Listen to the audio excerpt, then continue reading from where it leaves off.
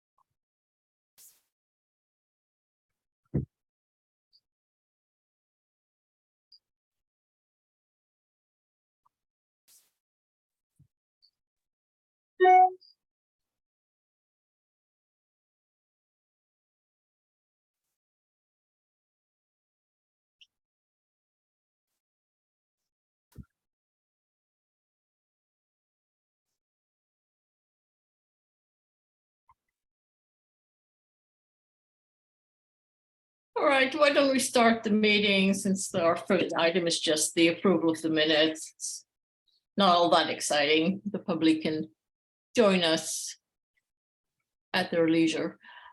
So I'll call to order this meeting of the Parks and Recreation Commission and Urban Forestry Board of the City of Mountain View, Wednesday, December 14th, 2022. During this declared state of emergency, the meeting will be conducted in accordance with California Government Code 54953E as authorized by resolution. Please contact city.clerk@mountainview.gov to obtain a copy of the applicable resolution. All members of the Parks and Recreation Commission will participate in the meeting by video conference with no physical meeting location. All right. So I've done the call to order. Let's do the roll call.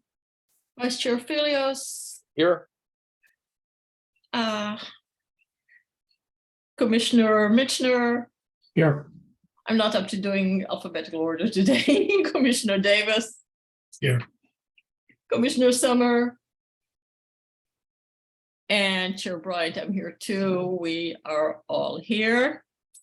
Item 3 is minutes approval. We have received the minutes for our meeting of November 9th, 2022. Are there any comments, questions, changes, amendments? Seeing none, I will ask whether there is one member of the public, whether the one member of the public would have any comments about our minutes. So, Mr. Lambert, if you have any comments, raise your hand and we will hear them. And I don't see that he is interested in commenting on this item. So any further discussion on this item? If not, a motion. Yes. Yeah, I'll move approval of the minutes. Thank you. Commissioner Mitchner made a motion, and Vice Chair Filios, was that you? The second? Yep. Second, yeah. Right. Let's vote. Vice Chair Filios. Yes. And Commissioner Davis. Yes. And Commissioner Mitchner. Yes. And Commissioner Summer. Yes. And Chair Bryant, yes. Motion passes unanimously. We'll proceed to item 4, oral communication from the public. This portion of the meeting is reserved for persons wishing to address the commission on any matter not on the agenda. Speakers are limited to 3 minutes. State law prohibits the commission from acting on non-agenda items. Mr. Lambert, up to you. Do you wish to address us on any item that is not agendized? If you do, please raise your hand. And not seeing a raised hand, I believe there are no members of the public wishing to communicate with us on a non-agendized item. So I'll close this item, bring it back to the PRC. And we're on to item 5, new business. And 5.1 is the annual real estate update regarding parkland. And this is just information for us. And Ms. LaMonica, Good evening. I'm Angela LaMonica, the Real Property Program Administrator. I have a short presentation. Can I share my screen? Okay. Can you all see the screen? yes, Okay. So we're here tonight for me to give the annual parkland real estate update. As the Real Property Program Administrator, the 2 key roles that I play in parks is to provide the park in lieu fee estimates as developments come in, and also to acquire parkland. So this evening, I'm going to go over parkland dedication and in lieu fees, talk about how per acre land values are determined, give a sample calculation of the in lieu fee, talk about challenges, dedications, and recent acquisitions. So let's get started. The parkland dedication and in lieu fee, it's governed by Chapter 41 in the City Code. In 2022, I provided 26 park in lieu fees. These park in lieu fees apply only to residential developments. Developers must dedicate land and or pay an in lieu fee. In lieu fees are paid at the time the building permit is issued. And most multifamily developments opt to pay the fee or use a combination of partial dedication and payment of an adjusted in lieu fee. One of the primary components to the in lieu fee is the per acre value. A few years ago, council authorized staff to get a land valuation study done on a yearly basis. So in the spring, we do get a valuation, and the valuation is for a range of values for the densities that are in Chapter 41 of the City Code. This is a snapshot of the valuation for 2022. So you'll see low, medium, and medium high density. And there is a per acre value range that is provided. This information is public and it's provided in the master fee schedule. So this is public, and this is the range every year that I use to calculate the park in lieu fee numbers. So with that understanding, I thought it would be nice to run through a calculation of an in lieu fee so you can understand how that is done. There are 3 components that are calculated in this in lieu fee. The first one is the acreage requirement factor. This factor is found in Chapter 41. It's table 41.6. On the right-hand side, you can see the table. And again, it's based on density. So if it's low, it's 1 to 6 dwellings per unit. And then this is the factor that we use in the calculation. Then the second part of this calculation is net new units. So if there are 60 units going up and there are 20 that are being demolished, we presume that those 20 have already paid park in lieu fees. So they are subtracted from the net new unit count. And then below market rate or BMR units aren't charged a park in lieu fee. And then the third factor is the per acre value that we just went over. We saw the range. So the number that goes in there will be part of that range based on density. For those who like to see it, there is an example. So the assumptions that I'm plugging into a calculation is it's a 1.15 acre site. There's going to be approximately 60 units, or there will be 60 units. That equals 52 units per acre. So looking at the density formula, we know that this is high density. There are currently 20 existing units that will be demolished. So those are deducted from the 60 units that are going up. So now we're at 40. There will be a dedication of 5 BMR units. So those 5 BMR units are deducted from, well, now 40. So we have 35 units that are going to have the park in lieu fee calculation. And just as part of this example, and to make it easy for the calculation, we're going to say the per acre value to plug in is $10 million. So we calculate 0.0060, that acreage requirement factor, by the 35 units. times 10 million, that would equal a $2.1 million park in lieu fee payment that the developer would have to pay for that new development. So now that we understand how the fees are calculated, I wanted to just talk about a few challenges when we are acquiring parkland, since that is one of the primary things I do for the parks. It's a built-out urban area. Mountain View is growing, and there isn't a lot of vacant land available to acquire for parklands in the areas that we need to acquire parkland. We'd like to acquire the properties that we are acquiring are typically residential properties, so it needs to be a willing seller. And then also the properties that do have a larger footprint are typically older apartment buildings. And if we acquire older apartment buildings, we're removing naturally affordable housing from the inventory, which would force relocation. So with those challenges, that doesn't mean that we aren't acquiring parkland. So we are acquiring parkland, and then there's also dedication of parks in these developments. So parkland dedications, dedicated and not yet constructed. We have 400 San Antonio, that's approximately 0.52 acres. 555 East Evelyn, 0.68 acres. And then Villa Street, 0.39 acres. Future dedications are at 555 West Middlefield, that's 1.4 acres. The Middlefield Master Plan, Google, 3 parks. And then the Los Altos School District site, 4 acres to be shared open space, and then 2 acres to be dedicated to the city park. On the right-hand side, I did put a snapshot of the planning area boundaries, and this shows where, so if when the park and lieu fees come in, they go into the planning area where the property is located. So that's dedications, the ones that we have coming up. And we've also had a few parkland acquisitions. 3 of these just closed to last week. So the first one is 711 Calderon. It's on the left-hand side.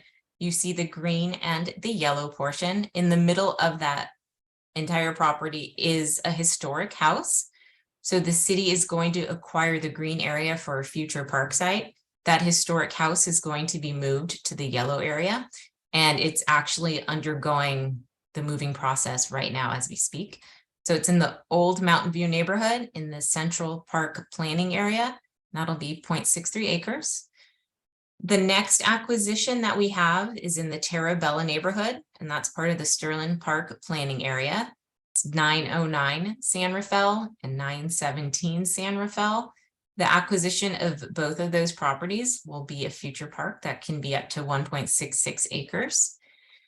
And then the third property is in the Montaloma neighborhood, the Thompson Park planning area. And that is a single family residence that is approximately 0.29 acres. So that is my presentation, giving you an overview of the parkland dedication, park in lieu, and parkland acquisitions. So at this time, I'm going to stop just my screen share and open it up for any questions. Thank you so much. And I see that Commissioner Mitchell has a question. Great, thank you. Yeah, I mean, it's partly, I just want to understand the calculation, which I used to sort of know, so maybe I forgot. If you could go back to the slide that has the per acre value. Sure.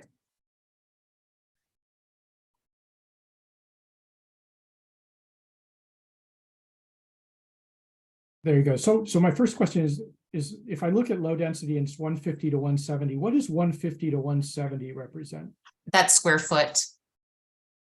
So there are 43,560 square feet in an acre. Okay. So it would be like that's 150 times 43560. Okay, that helps. And then if I look down at the high, medium and high density, you know, there's a range of 11.7 to 13.5. So I guess the first question is, how do you pick where you are in that range? And then also your example used 10 million, and I know you were just sort of coming up with 10 million, but it was a high. Oh, that was just for my own math. Pardon? That was just for my own math. It just made it easier doing it 10 million. Okay, but it really should have been like 12 million or something like that. It should have been 12. Okay. So then, yeah, so then it's just, how do you choose when you're between 11.7 and 13.5? How does that get determined? Where in the range, what value you use? So it depends where it's located in the city, and it would be Okay. based on comparables. So I have a list of comparable sales. So I'll see, there would be a difference if it's a 26 unit development or it's a 300 unit development. That would Okay. make a big difference on the per acre price because you're getting more residential units per acre. And then again, just location, just like if you're buying or selling a house, certain locations have higher or lower values. Perfect. Thank you. Mhm. All right. Any other immediate clarification questions from the commission? Commissioner Summer. I had a question for Angela. What are your tactics that you're using to overcome some of those challenges? With, given the urban setting and the built out, or what sort of tactics are you using? On that? Well, just keeping my eye on the market. So Zillow, LoopNet, those online real estate sales websites, I keep my eye open for that. The city has a lot of good relationship with developers in the community. So if they hear of something that's on the market, they will come to the city and say, hey, are you looking for a park in this area? It might be a good location. And word of mouth. So 538 Thompson, a city council member, heard about it and they said, hey, have you considered this property for acquisition? So I would say those are the primary ways that we see and identify properties. Okay, and are you only considering residential property, or are you looking at commercial and whatever industrial? Whatever. Okay. Whatever is available in the area that we need future parkland. So 909 San Rafael, that is a commercial property. Mhm. And 917 San Rafael is that's a residential property, but they just happen to be right next to each other. So it's primarily based on the planning area that we need parks in, and also the size of the property. And then if there is assemblage, like how likely we think there can be an assemblage of properties for a future park. Okay, and so you could potentially even consider subdivision if you wanted to purchase a larger property and divide it and then still have something that had value that could be resold. These are all things that. Oh yeah, no, yeah, are- that's a good idea. Yeah, that could definitely happen. 7-Eleven Calderon, that one, it's a large parcel and we subdivided it and got it, and got a piece of it, and then they moved their property to the remainder parcel. So that's kind of an example, but yeah, I Yeah. think we would be open to that for sure. Yeah, I know that's a tactic that does get used when it gets more complicated. So thank you. Those are my Yeah. questions.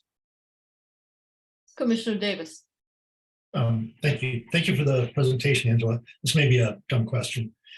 But how does it work when the park is situated in property that's part of the development, such as Villa or Evelyn, where I believe the land is allocated from the developer for park space? Does that come out of the calculation?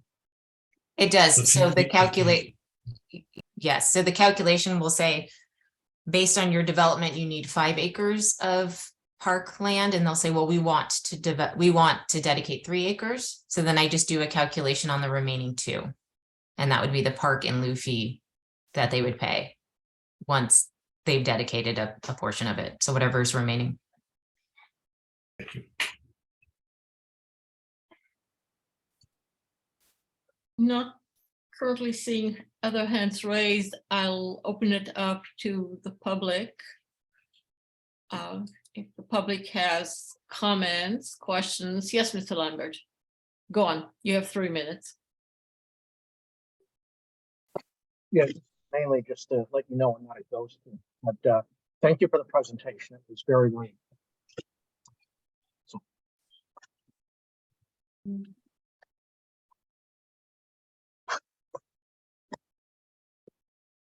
I am having trouble hearing you. I don't know if anyone else is also. Yeah, we are not hearing you, Bill. Can you hear me now? Yes. Oh, sorry. I'm gonna make a comment, and no, I'm not a ghost back here. So thank you very, very much for the presentation. I thought it was very informative. I think you have a bad connection. This is better. Here we go. Yeah, okay. I opened up my laptop rather than the screen. So, yeah, just to let you know I'm here. So thank you very much for your presentation. Yeah, it was very, very informative. Thank you. That's all. All right. Back to the PRC. I would also like to say thank you for the presentation. It was very clear. All those steps and the example was really helpful. Thank you very much for that. Any other comments from the PRC? Director Marshall. I just want to take the opportunity to thank Angela for joining us tonight. I know she continues to look and see what is available. People do reach out to her directly if they have an interest or desire, and she's working on a number of things right now. And so just want to thank her for her time and effort to help us out, and look forward to bringing these new parks to fruition. So thanks. Commissioner Mitchell. You're muted. You're muted. There we go. Thank you. So I just want to thank the city for finding some of these properties and purchasing them. It's really hard to find park space, and I think it's wonderful that we suddenly have a few more. So I think that's just great. So thank you for doing that. I'm curious, and you don't need to answer this if it's private, but the one in the Mauna Loma area, I believe, was raised by a speaker at one of our PRC meetings, and I'm curious if the city already had known about it, or whether that tip from a resident helped a deal along. And if you can't comment. No, I can comment. So that's 538 Thompson. The way I heard about it was through the city council, but maybe the city council heard about it through the PRC. So I don't know, but word of mouth, I feel, is one of the best ways to hear about it. So if you guys hear about anything, if you hear about something in the another PRC meeting, let me know.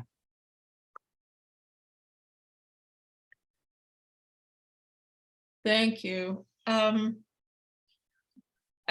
will say that the Calderon property, it's quite creative to have moved the house and not have taken out the oak tree, and now the neighborhood has another park. Is great. And just to follow up on what Commissioner Summers said, the creative ways of figuring out how to use space that is available in for several purposes is probably the way we need to go, given how built out we indeed are.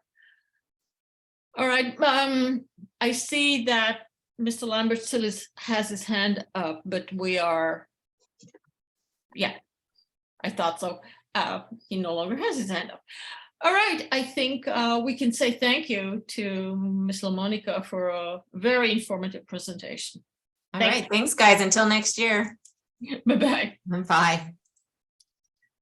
All right, and next is item 6. We have 2 presentations. 6.1 is the teen programming update, and Recreation Coordinator Lauren Eck will provide a brief update, which I'm very pleased with. I'm totally impressed with our teen services, so thank you.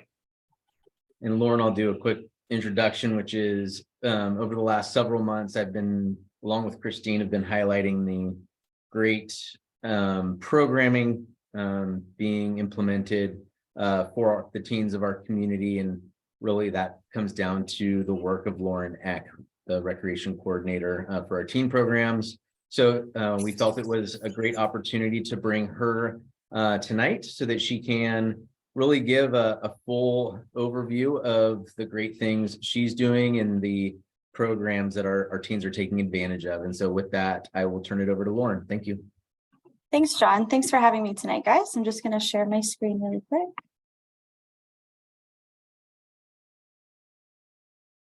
All right, so as John said, I'm here tonight to provide an update on our teen programs.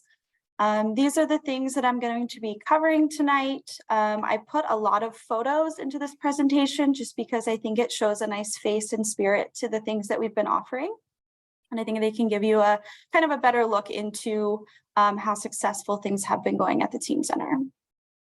So first off, I just want to overview the center. I know you guys are familiar with it, but we are a free facility for all Mountain View and Los Altos 6th to 12th grade students. So as long as they live or go to school in Mountain View, Los Altos, they're able to attend our center for free. We're open during the school year, after school, 3:15 to 7. Saturdays we're open for a few hours. Our summer hours are just 1 to 6, Monday through Saturday. Our facility has a variety of different things, from a game room, video game area, kitchen, lounge, study room. We have a large multi-space room. We have an outdoor patio. We recently added a maker space, which is like an arts and crafts studio. So we have a lot of different things that the kids can come and do, and it's really just their space. It's their space to come and kind of do whatever they want to do and just take a break from school and whatever else is going on in their life. So what's the attendance like at the center? This year, we're averaging about 328 teens per month. This is up a drastic amount from last year, obviously due to COVID, but we are on par with pre-pandemic numbers. And in the last few months, we've seen more than 400 teens come out each month to the center, which is really great that the numbers are keeping rising. What do we offer there? So we offer some year-round classes. We have Junior Chef Stars, which teach cooking classes. There's a fall, winter, and a spring session for those. We have the Community School of Music and Arts come out and do art classes. Same thing, fall, winter, and spring classes for those. And then we have a volunteer that leads a year-round Dungeons and Dragons club. Everything that's offered at the Teen Center, with the exception of one event I'll go into later, is free. So kids are able to sign up for these cooking and art enrichment classes at no cost. Every day we offer a different activity at the center. It can be anything from a game tournament. As you can see on the bottom left, we had a ping pong tournament recently. We do arts and crafts projects. We do holiday programs. Fridays are movie nights. So whatever the kids are kind of looking for, we try to incorporate that into the program calendar. In addition, we also offer tutoring through a high school tutoring club, Monday through Thursdays, and we do have a lot of kids take advantage of that after school. Some things we've done at the center to kind of make it more inclusive to the kids is we've updated our membership forms to have inclusive language. We've added gender neutral restrooms, and we've done a Pride Month celebration the last 2 years, which the kids really enjoy. We've also implemented take what you need carts in all of the restrooms. So these carts have items like travel size products like mini deodorants, chapsticks, tampons, things that the kids maybe don't have access to at home that could be useful to them. The kids are really great about not taking too much and leaving things for others. And it's been really nice to be able to provide things for kids that maybe can't ask for them or don't have them at home. And another thing we've done is partner with the schools to provide United Against Hate Week. It's a week in November that just celebrates anti-hate and anti-bullying. So the first year we implemented this was last year in 2021, and we did activities at the Teen Center. These activities included a game night where we partnered kids up with someone that they have never hung out with before. We did a giant banner, and we did some anti-hate TED Talk like videos. And then this year we actually partnered with the middle schools, and Teen Center staff went on site at both Graham and Crittenden Middle School each day for 5 days during the week, and provided a variety of activities. And we had more than 250 teens from each school participate each day. By the end of the week, the kids were lining up, waiting at the table for the staff to get there to provide the activity because they were having so much fun with it. And here's some of those photos I was talking about. In the middle there, you can see those carts that we have in the restrooms, and all the different programs we offer. One of the other programs that we offer is a Teen Open Gym on Saturday nights, which is at the Wisman Sports Center at Crittenden. It's a 3-hour program. It's completely free. It's open to middle school and high school students. We see just over 20 kids come. Recently, we have also seen an increase in numbers here as well. And kids can come out and play basketball, volleyball, soccer. And then we also throughout the year offer various special events to bring in a new population of kids who maybe don't know about Teen Open Gym, but would sign up for a Glow Dodgeball tournament, which is really great exposure, cross exposure between Teen Open Gym and Teen Center. Because they don't necessarily attract the same kids, but when we do special events like this at either facility, it does bring in a different population. So we've done volleyball clinics, basketball tournaments. We're planning a big basketball tournament for March Madness. And then in the summertime, we did some fun events like Glow Dodgeball and Glow Nerf Battle. In general, we offer a variety of special events throughout the year. One thing that's very popular is our Teen Week that the Youth Advisory Committee partners with the staff to put on. So they work with us to come up with different activities to offer to the teen population. It was held in May this year. We featured an art showcase in City Hall, a writing showcase at the Teen Center. And then we did some fun activities like a sushi making class, and we did a teen open mic at the Performing Arts Center, which brought out more than 100 community members. And we had we had 18 groups or individuals perform, which was cool. And then we also partner with downtown businesses to offer teen only discounts during this Teen Week. So for example, Red Rock Coffee offers 50% off your order if you show your ID. Some of the ice cream places, boba places, we had 15 different businesses throughout Mountain View partner with us last year. And then the YAC works to award a Teen Friendly Business Award during Teen Week. And this award is just to recognize a business that creates a welcoming and supportive atmosphere for teens. Maybe it's a place that, a favorite place of the teens that they like to go to hang out after school, or just somewhere that the teens would like to recognize for their service to the younger population. One of our other bigger events throughout the year, it used to be called Elevate, and now it's called Club 263. We just had one recently. It was a theme of a decade's rewind. So our Youth Advisory Committee gets to choose the theme for each of these, and they chose a 70s, 80s, 90s theme this time. So these events are mostly kind of more recreation based. So they're more fun just to get kids out of the house on a Friday night into a safe space where they can have fun with their friends. So you can see there we offer a variety of different fun activities. This is the only event that we charge teens for. Tickets are $3 in advance and $5 at the door. Once they're inside, everything's included from the games, activities, and food. And then we offer other events throughout the year, like open houses. We do a 5th grade open house where we invite families to come out to learn about the Teen Center, because we start accepting members in 6th grade. So at the end of the school year next year in May, we'll have our 5th grade open house. And then right before school starts, we do a back to school open house. And last year we were able to offer some fun field trips that we actually tied in a little bit of learning into them. So the Bay Area Panthers trip, they got to meet with some TV and other reporters before the game and learn about careers in that. We went to the Earthquakes game and did a similar thing. They got to go up in the scoreboard and talk to a statistician and a reporter and go on the field after the game. And then at California's Great America, we met with the social media TikTok staff member who kind of took us around the park and showed us a little bit about that. And here's some photos of those events. You can see the Earthquakes trip on the bottom right, our Teen Open Mic on the bottom left. We also focus on a variety of health and wellness opportunities. One big thing that we started in 2021 is the Teen Wellness Retreat, and this is a 5-hour event for middle school and high school students. It's focused on providing teens with a space to learn more about mental health and have a day to kind of de-stress and learn and take away some tools that they can use in their life. So this year we had more than 90 teens in attendance. We partnered with 13 different organizations. We had organizations come all the way down from the city, even one from Sacramento that came to provide a workshop. So the kids get to choose what workshops they want to attend throughout the day. And we had 15 that they could pick from this year. And then the event also included a resource fair, a guest speaker, therapy dogs, ice cream truck, lunch, It's a really fun event. It's really cool to see the kids engaged and wanting to better their mental health.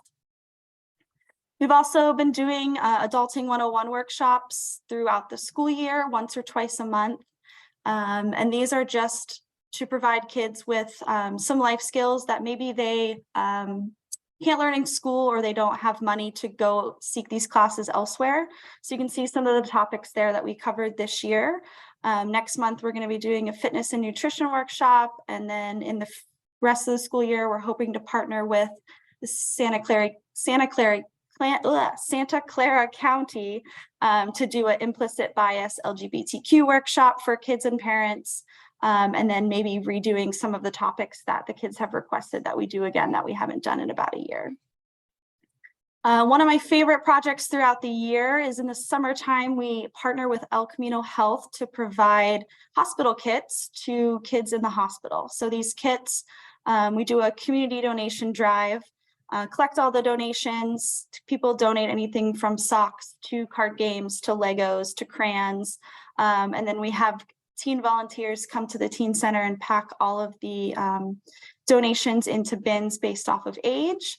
They handwrite little cards and notes for the kids to read when they open the boxes, and then we get to deliver them to the hospital.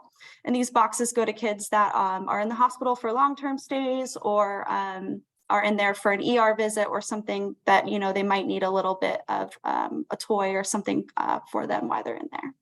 And then we also offer different things during finals week for the kids to help de-stress, whether it be a quiet study room, some snacks, study materials. Last year, we did finals grams, where our youth advisory committee created these fun little encouraging e-notes that were sent out to kids that other kids could request them, or their parents could request for them, and they got them in their email. Things like "you're dynamite," and then there was a cool picture of a dinosaur or something. Just fun little things to keep kids mental health up. And again, here's some photos from the health and wellness programs. College and career, another one of our big focuses. This year, we started a teen career day event called Find Your Fit.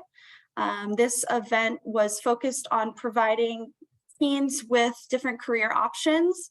It featured a panel of different people from different backgrounds and careers. We had Google developers, we had an FBI agent, we had a librarian, we had an NBC reporter, and they just shared information, and kids got to ask questions about how they got there and what paths they should take if they want to do a certain career. The event also featured different workshops on resume building, interview skills, and a job volunteer fair at the end. Each year we offer 2 high school job fairs, one at each of the high schools. More than 1,000 high school students attend these, and we partner with a variety of different employers, aquatics employers, summer camp employers, in and out, anything that hire teens. We finally brought back our college tours that we did a lot before COVID hit. So we've done 2 this fall. We went to Berkeley and Santa Cruz, and each of those trips featured a campus tour. We did a meet and greet with a current student so they could get a little bit into the social life in college. And then we paired it with a fun outing. At Berkeley, we went to the football game, and Santa Cruz, we went to the boardwalk. We also partnered with Flex College Prep to offer 4 college prep seminars this fall. And we're going to be working with them to offer some more next fall. We did have 12 attendees plus their parents attend these, so we thought those were pretty impactful as well. And some photos from college and career programs. One of our big things in the summer is our Junior Leader program. This program is an opportunity for teens who maybe aren't quite old enough to have a paid job, but want to get some job experience. So they'll sign up to be in the Junior Leader program. There's 3 different tracks that they can take within the program. We have just the regular junior leaders, which works with our summer camps and summer camp staff. We have junior lifeguards, which works at the pools, and our aquatic staff, and Deer Hollow Farm interns work at the Deer Hollow Farm camps. All of the junior leaders submit an application packet and go through an interview to be accepted into the program, and then attend 2 4-hour training days where they learn different things on leadership, communication. They learn how to lead an activity, what to do in certain situations, safety precautions, things like that. And then they're placed in various camps and get to interact with the kids and learn or get to put in practice the things that they learned in training and shadow the staff. We had just under 100 participate last year, so we're hoping to raise that this year. And applications are coming up and will be available soon for next summer. So we do all of these programs, and like, how do we get our word out? How do we market? How do we reach the teens? So our big place that we go to reach the teens is the schools. Obviously want to meet the kids where they're at, and that is our target population. So we work with various staff at the schools that we've developed relationships with to post flyers on the morning announcements and get into newsletters. One big relationship that we've gained this year was the director of equity at the middle schools. I partnered with her to put on the United Against Hate Week. And we're actually going to be starting to visit the middle schools monthly and provide activities to the kids in the middle schools. And we'll also be able to promote our programs to more than 500 kids once a month at each of the middle schools, which will be big. And then I attend quarterly wellness collaborative meetings, which are meetings that the health and wellness director at Mountain View High School puts on. It's a collaborative meeting with people from all over the district in various capacities that work with youth and teens. So it's another way to form relationships and get the word out about things. We also have a big social media presence, Instagram, Facebook. We post events, we stay on top of trends and do some fun things on social media, which gets a lot of engagement. And then some other things that we've done recently that have been really successful is the BEAT program, which is an after-school program that Daisy Piegon, who is the youth coordinator, runs. She brought her kids to the teen center, a lot of who have never been to the teen center. And from that, we actually got 8 new memberships from just bringing her kids over to the teen center to see. And now some of them come every day after school. We also started this fall a most valuable participant punch card. This punch card, it's like a normal coffee punch card where you come to the center, you get a punch. If you visit so many times, you were invited on this field trip, and they're actually on the field trip tonight. And one of my staff just sent that photo down below. They're at round 1 doing some bowling and games. So it's cool to see some of our most visited members from this year enjoying a little special treat. And then our youth advisory committee promotes teen activities through all of their channels and clubs and schools.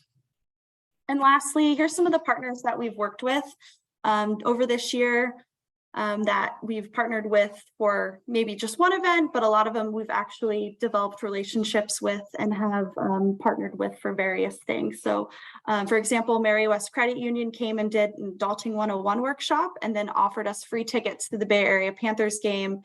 So making those relationships is really important, and partnering with community organizations has a lot of benefit to the Teen Center. So this concludes my presentation. I'm going to stop sharing and open it up for questions.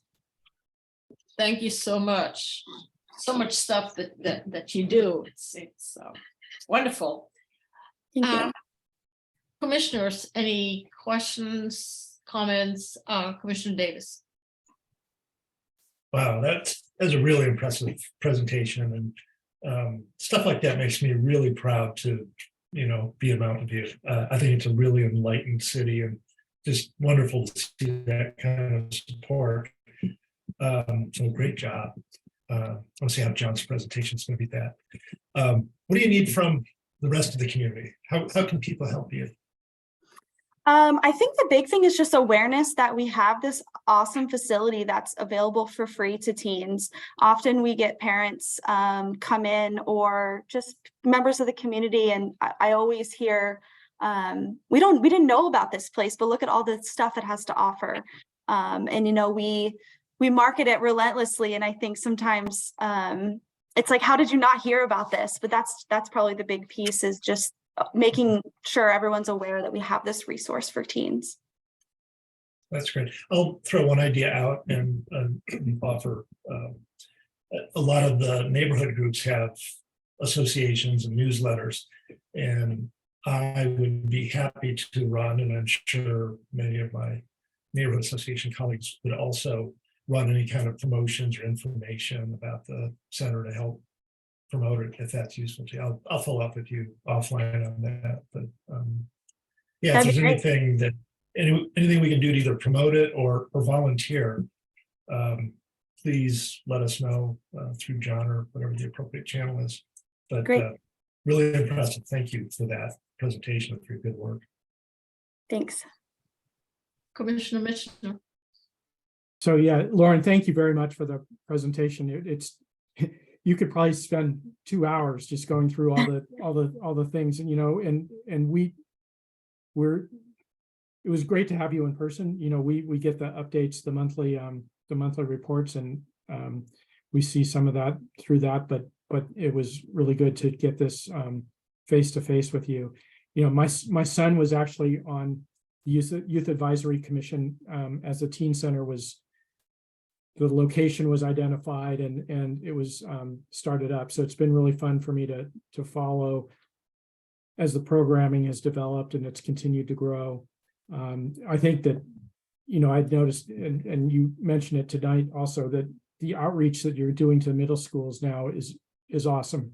I think it's, first of all, it's just a great way. It's great to partner with the middle schools and the high schools.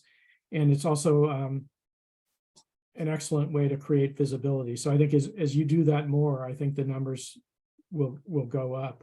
As I was a school board member, and as a school board member, I'm super appreciative of the tutoring that gets offered at the teen center. And I, when we see the numbers, I'm always thinking, God, people are missing out on this great opportunity. So hopefully as the word gets out, more people will take advantage of that, because it seems underutilized now. I mean, tutors charge $100 an hour or more in this community right now, and to be able for kids to be able to get it free and in a place where there probably isn't a huge line to talk to people and get help is an awesome opportunity. So thank you for doing that, and good luck as I'd also noticed when you did the field trips to the colleges, building in some of those fun activities is a really neat. I mean, I looked at that UC Berkeley trip, and other than the fact that I'm a Stanford grad and I would have been rooting for Cal to lose, but what a value. I mean, what a value for kids to be able to tour the campus and to be able to speak with a current student and go to football. I mean, what a great deal. So thank you very much for all the stuff that you're doing. Thanks. Commissioner Filius, Vice Chair Filius. Again, Lauren, I'd just like to thank you again. Tremendous presentation. And I'd like to compliment you on what I call touching all the bases, reaching out to different interests that the kids may have, whether it be by age or just their interest areas. It's not just an open gym. There's other things that going on that reach out to different kids and their different interest areas. And I just can't say enough about what you're doing. You guys rock. Thank you. Thank you. Commissioner Summer. I just want to quickly share my appreciation for all that you, Lauren, and the city is doing for teens. It really appears that we're creating a good chance for people to feel a sense of belonging and expand their horizons. And it looks like the momentum is building, and congratulations on that. And thank you. Thank you.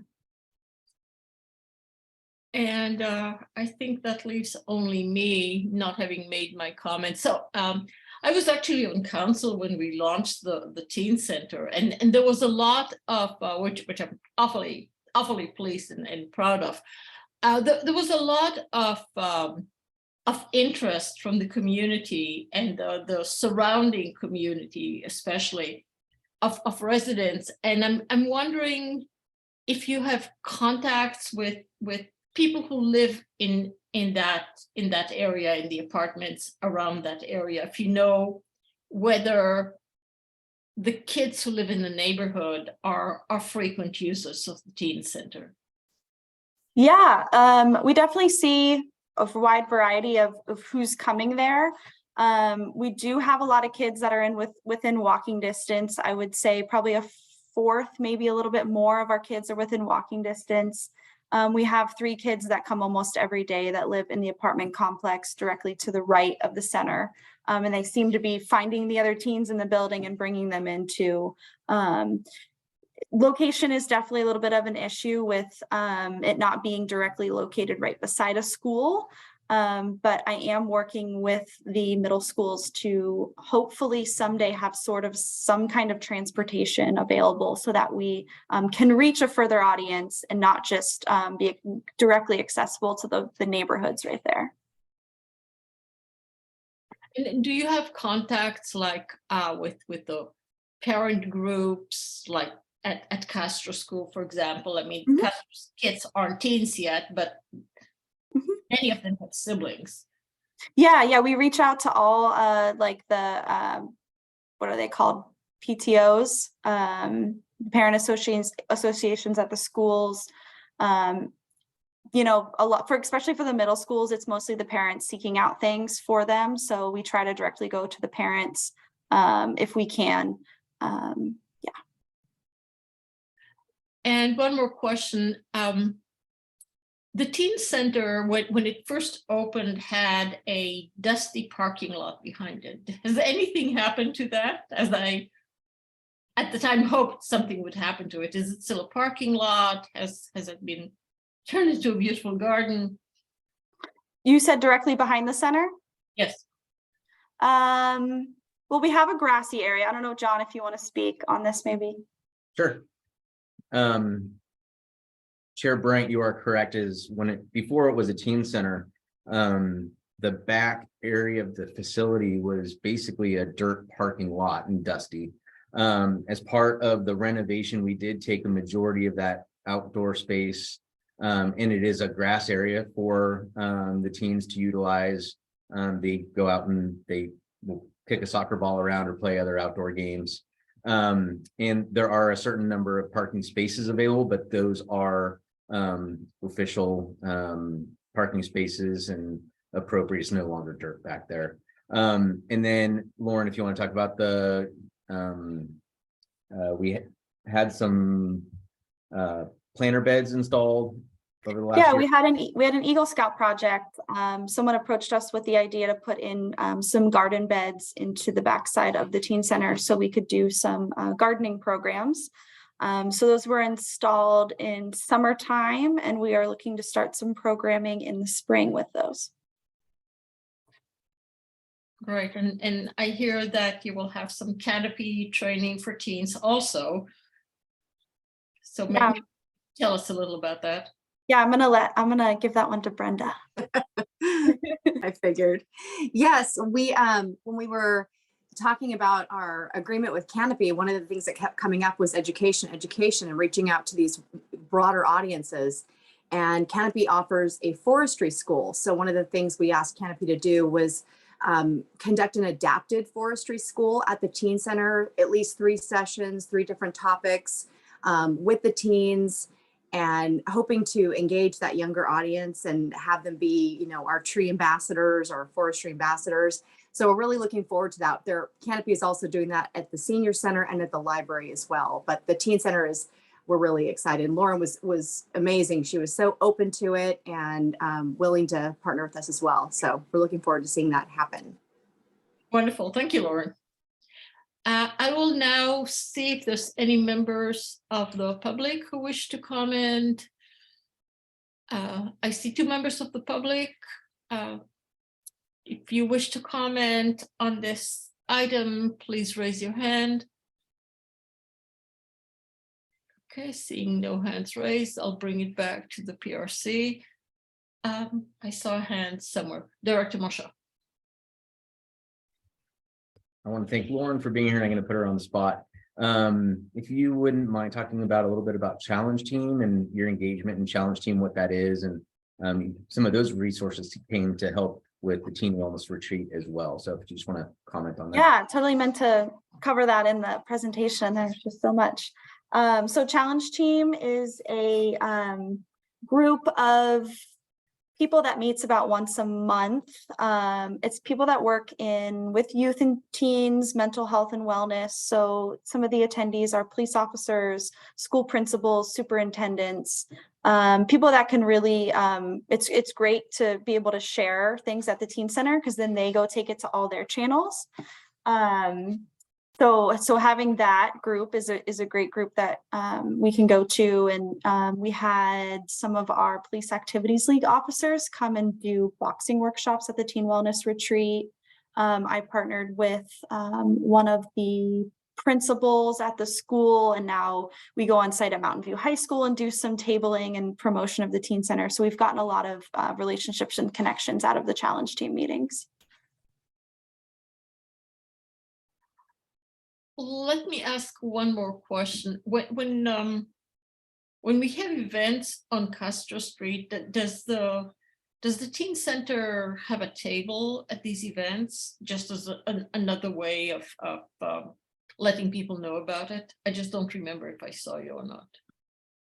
Usually there's a recreation table. If the City of Mountain View Recreation is there, information on the teen center is available at that table. It might be useful to just have not staff, but maybe some volunteers and kids to attract other kids. All right. Thank you so much. Though you're really doing great work. Thank you very much. And we'll let you return to your evening, Lauren. Thank you. And we will move on to item 6.2, Community Services Department Master Plan Update. Great, I will start. Once again, John Marchant, Community Services Director. And as we talked about at our last meeting, this is going to be an ongoing agenda item into the foreseeable future, as we have a number of topics that fall under this heading. So I am going to be turning it over to both Brenda and Christine in just a second. They're going to give some verbal updates of where we are regarding some of our master plans and kind of what to look forward to here in the future. So with that, I will turn it over to Assistant Director Brenda Sylvia. Good evening, commissioners. Mine will be very, very quick. They're going to be exciting, but quick. The Shore Life Wildlife Management Plan, the draft is currently being reviewed by city staff, and the consultant will make updates on the draft based on staff feedback, and we will bring that to you at the PRC meeting in January. And for the biodiversity strategy and urban forest plan, the city received 2 bids for the community outreach and engagement consultant. We reviewed them. The selection team was comprised of the San Francisco Estuary Institute project manager, and then city staff from CSD, from Public Works, we had transportation, and then we had also the city manager's office sustainability. We unanimously agreed on a preferred vendor, and reference checks are underway. So stay tuned. We're hoping to onboard the co-consultant in January and then kick off with a visionary process looking in February.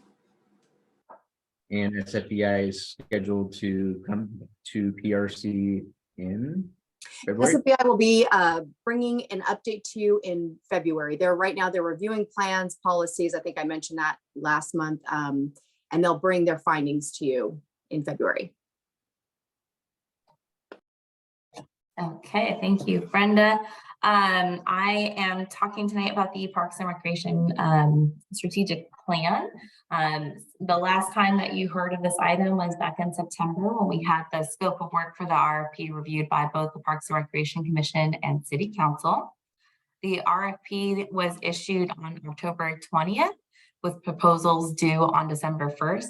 And currently staff are in the process of evaluating these proposals that we have received, and we hope to bring this to the City Council later next spring. And that is my update. Great, thank you so much. Any questions from the commissioners?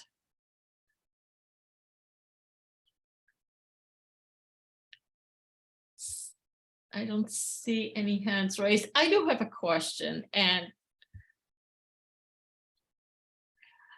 There are in my downtown neighborhood, there is a surprising number of trees that are going to be taken out, heritage trees, because they're dead. I mean, every reason to take them out. But we're going to be working on a new urban forest plan with hopefully new trees on our preferred list. And I'm wondering, once trees are taken out, when can we expect a new list? When can we expect to actually see changes in what we plant, how we plant, where we plant? I just like it to happen. I'm gonna try to answer this question. I think that some of the changes we have to wait as we go through the process, creating this new urban forest plan, depending if there are policy changes regarding mitigation. But the here and now, we have one staff member. So in our forestry division, it's exciting, and we're very excited. We just promoted Matt, actually, and I was going to mention that in my updates. But we are working with HR to recruit and to start to build that team. And we're excited about having a new team in there that has a different approach, different look, and kind of some of these, the new urban forest plan will help us do that. So it's a little bit twofold. I don't have a timeline for you, but we're making progress. I can sort of see the light at the end of the tunnel. Thank you, Brenda. I don't see any hands raised right now. Let's see. Oh, we have 2 members of the public, and I see that Bruce England has his hand up. Bruce, would you like to comment? Thank you, Chair Bryant. Bruce England, Wisman Station Drive, also speaking for Green Spaces Mountain View. We're following these plans very closely. It's great to have the updated information. I wanted to mention that I attended prior to this meeting, the Visual Arts Committee meeting, and something that came up there actually from committee member Bryant, the other Bryant, was about the undercrossing at Castro near the transit center. And he suggested living walls through there, which is a wonderful idea. And I'm not sure we've really talked about it within Green Spaces Mountain View. So I wanted to mention that. But I also wanted to mention that there's discussion, I think maybe with the 2 Johns, John Lang and John Marchant, about incorporating landscaping into public art. And what John Lang said in the meeting was that they were talking about the tying into the biodiversity strategy. That's fine, but I think that this idea could go beyond just the biodiversity strategy, and any time where landscaping could be incorporated into public art placements. And I'm just bringing that up, so I just hope that the scope will be a little wider than just the biodiversity strategy, as valuable as that part is. And that's it for me. Thank you. Thank you. Any other members of the public wishing to address us on this item? Seeing none, I'll bring it back to the PRC. Any comments? Commissioner Summer. Just want to say I'm looking forward to all these activities, and we're going to be busy. Just to share my philosophy on, the landscape and trees. They're living things, and they live, 50, 60, 70 years, and they're not instantaneous. And so we sort of have to, imagine a lot of these effects that we're going to, the city will feel as having implemented these reports. In other words, it's future leaning. And I'm totally looking forward to envisioning that with everyone. Thank you.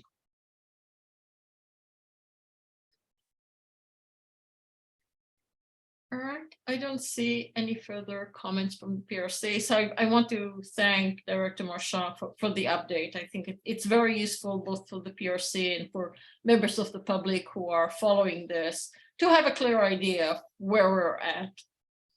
I know you guys in your offices are working extremely hard, but if the public doesn't hear and doesn't see, then they don't know. So thank you for the updates, which puts it out there for people to know what is going on.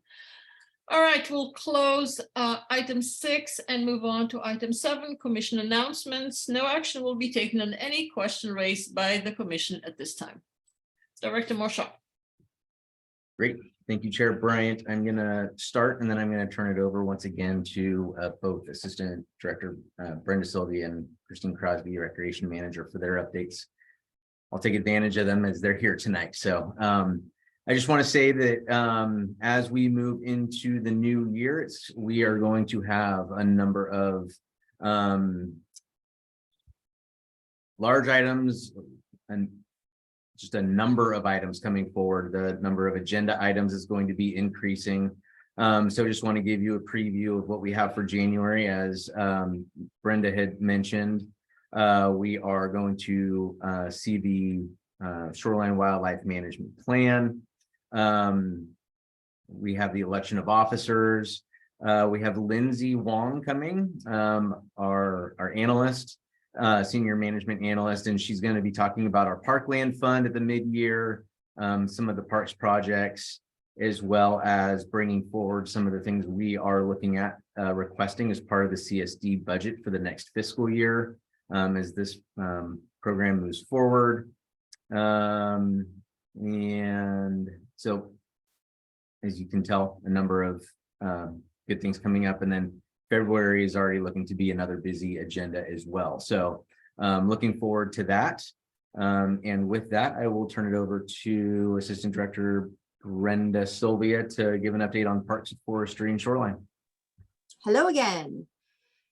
Okay, let's see, where do we start? Parks, we onboarded our new park supervisor, Chris Rosa, in November. He's responsible for overseeing the North Parks team, including the Mow crew and Rank Stork Park staff. He just jumped right in and we're very happy to have him.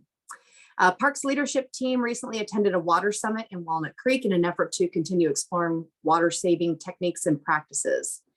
And the Community Services Department will be nominating Pyramid Park for a California Parks and Recreation Society 2022 Park Planning Award. So we hope to take home a trophy or whatever they give you. For Forestry, city staff and Canopy held their first Arbor Day committee meeting yesterday to discuss event activities, timelines, roles, and responsibilities.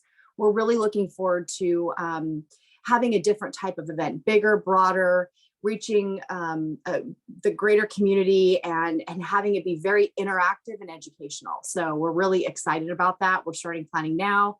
Arbor Day will be in March. I will come to you with more updates as we make more progress. As part of the budget process, the Forestry Division is proposing to modify the manager, supervisor, and coordinator position titles to better reflect the nature and duties of the positions. We are proposing new titles be Urban Forest Manager, Urban Forest Supervisor, and Urban Forest Coordinator. We'll begin using these working titles, we already have actually, until the budget process has been completed. I think it just better reflects the nature of the jobs. And as we've gone through these recruitments, we've had feedback that Forestry Supervisor or Forestry Manager just doesn't quite reflect it. So Urban Forest is a better title for those. And our Urban Forest Coordinator, Matt Feistamel, has been promoted to Urban Forest Supervisor position. The Urban Forest Supervisor position is currently occupied, but will be vacant at the end of January due to a retirement. So we planned ahead and we overhired in order to provide for some cross training. In Matt's new role, he will have the opportunity to hire and lead a tree trimmer team, make improvements to tree programs and policies, and help develop the citywide biodiversity strategy and urban forest plan. So we're very excited and happy for Matt. And at Shoreline, the Sailing Lake Erosion and Dock Replacement Project continues to be on schedule. There was a temporary full closure of the Windsurf Beach for regrading, but once complete, the Windsurf Beach can be fully open for the remainder of the project. This will complete the sediment barrier and Windsurf Beach portions of the project. And the Shoreline team is working with the city's communication team to develop an outreach campaign for Shoreline called the 12 Days of Shoreline. The campaign will feature news releases, daily emails, social media posts, and videos about Shoreline. and it's designed to be educational, interactive, newsworthy, and entertaining. I did get to see a little preview today of the first 5 days, and it's exceptional. The communications team has really done a great job with photos and real catchy information that's, again, educational but entertaining. So that's all I've got. I'm going to hand it over to Christine Crosby, Recreation Manager. Thank you, Brenda. Well, we're almost at the end of the calendar year, which means I think we are officially done with our 2022 special events. So this month has been very busy for our staff. We kicked it off with Breakfast with Santa at the beginning of the month with over 120 participants having breakfast with Santa, doing a few fun activities. It was, I think, sold out in October. So a very highly demanded program. As you may be aware and may have attended, we had our community tree lighting celebration on December 5th. We tried a few new things because we just can't stay stale. And we moved the stage into the street. We had a really fun skit and interplay between the mayor and the Grinch. And we just moved around some of the elements. We're still debating on how many people actually attended, but we believe that it was more than last year, and last year was very big. We also had 2 other holiday events, one that took place this past weekend, which was Santa's Workshop. It's a 3-hour program for elementary age youth to work on different arts and crafts that are holiday themed. Very successful in that one, sold out as well. And then today, from 4 to 6, we had the Senior Holiday Gala, which is one of our popular senior dances at the Senior Center. They all look forward to it and get dressed up, and we play fun holiday music and lots of dancing. So, and the last holiday function that we just completed is we have an amazing Santa letter program where we collect letters from Mountain View youth. And they're letters to Santa, and we have little elves that volunteer their time in sending responses. And this year we received 158 letters, and we had about 40 volunteers volunteer, a total of 70 hours to send responses. So those should be going out in the mail this week on behalf of Santa. So very excited. The staff are very much looking forward to the holiday break coming up to rest and recharge and come back for a very strong 2023 calendar year with lots of events and programs. My last update is the pickleball pilot program that we're all pretty familiar with. We hit a few bumps in the road with getting a vendor to do the striping for us, but we finally got courts 3 and 4 at Ringster Park striped late last week. We had to contend with weather, and we found a pocket of time when there was no rain. We're able to get them striped. We have noticed a few uses on the courts, but we're starting to promote it right now to remind people that this opportunity is there. Staff will be monitoring the usage of these courts by both sports, pickleball and tennis over the next 6 months. We have signage posted at the courts where people can scan a QR code that'll bring them to a website where they can provide feedback. And we also have the link for the feedback on our city's website at mountainview.gov/pickleball. So we will be monitoring the next 6 months, and we hope to bring this item back to the Tennis Advisory Board and the Parks and Recreation Commission in late spring, early summer. And that is my report. Thank you so much. Commissioners, comments, questions? Vice Chair Filius.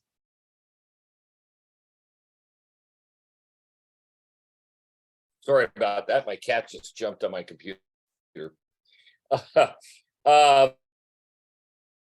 Pool project slowed up construction at all, and are we still kind of in a mode reasonable time? I believe, and your sound was kind of jumpy, but I believe, were you referencing the Ringster Park Aquatic Center construction project? Yes, yes. Okay, thank you. The project is going very well so far. Obviously, we had a few delays with rain recently. We've had a small delay here and there related to receiving supplies due to supply chain issues. But right now we're looking at an early fall timeframe as a potential for opening. I keep telling everyone the caveat, if everything went swimmingly, it would be maybe July. If everything just drowned, it would be February 2024. Sorry, I felt like there were some clever puns in there. So we're right now looking at maybe October, November, but we know that there's a lot of things that are still in the pipeline for construction that could get delayed, and some items that we're waiting on to see when they're going to come in. But the project's looking well. If you swing by the site, you can see that both of the pools actually have a shape. They have depth. We actually had a little pool with the rain recently. They had to get that water out, but the building is going to start taking shape. They've recently poured the foundation and starting to work on all the underground work. Thank you. Appreciate that. Yeah. Any other comments from commissioners? Seeing none, I believe we are ending very early today. This will be our last meeting of 2022. Thank you all very much, and thank you to staff. Director Marchand. I meant to say this earlier. Just a reminder that I mentioned what is coming up on the agenda in January, and then looking to come together in person starting in February, just as a reminder. Thank you. Very good. And there will be a possibility of remote for the public. Has that been resolved yet? At the moment, we will be coming back in person, and we're waiting to hear more about hybrid options, but starting in February, we will start as in person only, and we'll continue to update you as other options become available. So I wasn't referring to the commissioners, I was referring to the public. So at this point, it's in person only. Correct. For me, that will be disappointing, but hopefully the city can find a way to make it possible for people to join remotely also, for members of the public. All right, in that case, I would. Can I ask one question real quick? January meeting, we're a week later, is that correct? Do I have it correct on my calendar? Instead of the second Wednesday, we're the third Wednesday? That is going to be Wednesday, January 18th, correct? Thank you. That's. All right, we'll adjourn this meeting. Happy holidays to everyone and see you in January. Bye-bye. Happy holidays. Holidays.